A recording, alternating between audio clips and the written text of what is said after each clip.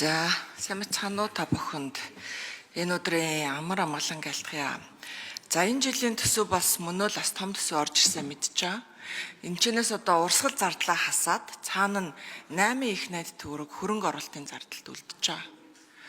8 их найд төгрөг гэдэг бол бас хангалттай том одоо бүтээн байгуулалтыг хийх боломжтой. Бид нар энэ үнийн дүнгээр эрчим хүчнийхээ асуудлыг нэг жилийн төсвөөр бүтэн шийдчих боломж байна шүү.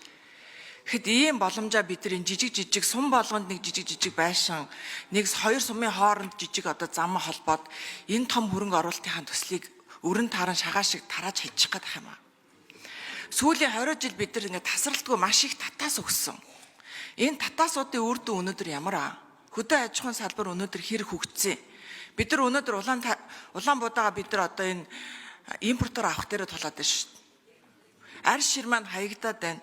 Гэтэл энэ олон жил бид нар энэ татаас өгсөн үнийн дүнгээ бодоод үзэхэд бол хичнээн том бүтээн байгуулалт хийх боломжтой байсан бэ гэд харагдана.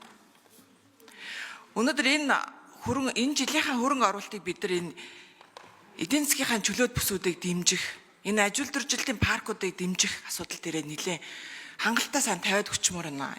Эдийн засгийн чөлөөт бүс гэл аль олон жилийн өмнө замын үүдийн чөлөөт бүс, Цагаан нуур, Алтан болог гэж чөлөөт бүсүүдийг эхлүүлсэн. Одоо болтол уусгаагүй байна. Жил болгоны төсөв дээр маш жоохон мөнгө тавиад энэ ажилч явахгүй байна. Сүүлийн үед аж үйлдвэржилтийн паркууд гэдэг нь энэ төсвүүдэд бүгдийг бөөгнүүлж агаад энэ аж үйлдвэржилтийн салбар руу оруулж ирмээр байна. Хөдөө аж ахуйгаа дэмжмээр байна. Ингэж манай эдийн засаг уул уурхаа нөгөө талд нь хөдөө аж ахуй гэд хоёр тулгуурт эдийн засаг хөгжих гээд байна. Энэ тал дээр бид нар анхаарч одоо ажиллахгүй болвол энэ гишүүн болгон эсвэл одоо энэ засгийн газрын одоо энэ орон нутгаас энэ орж ирсэн энэ жижиг төслүүдийг ингээд дэмжиж яваад ах юм бол бид нар том хөгжлийнхаа бодлогыг барьж авч чадахгүй байна. Бусад улс орнуудын хөгжлийг бид нар харж байгаа. Тэд нар бол өсрөнгөө хөгжиж байна.